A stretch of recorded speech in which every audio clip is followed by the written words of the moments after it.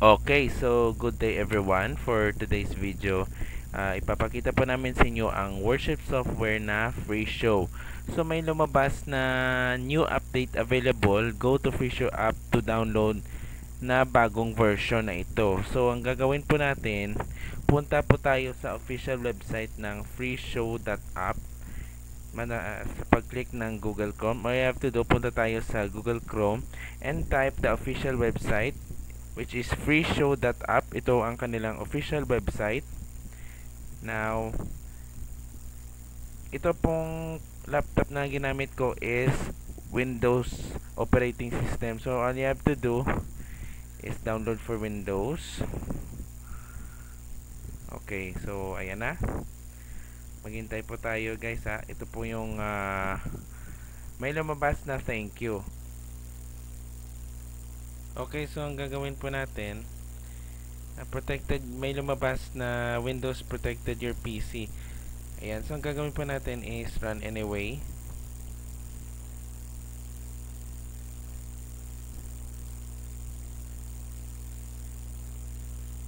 Ayan na, so makikita po natin, mag-install na po yung yung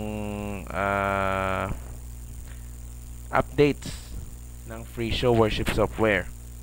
So mag-antay po tayo dyan.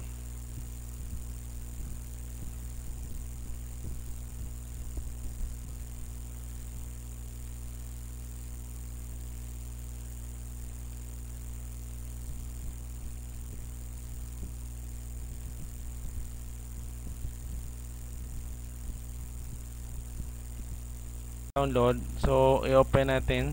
Ayan na, open na po siya yung yung free show. Ayan na. Ayan, lumabas na yung version 1.1.2 na update.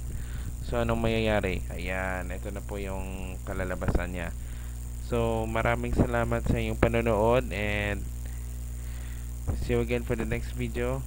Yung ating lesson for today tungkol sa kung paano mag-download o mag-install ng updates sa free show. So thank you so much for watching and enjoy sa paggamit nito, and see you again for the next video. Goodbye everyone.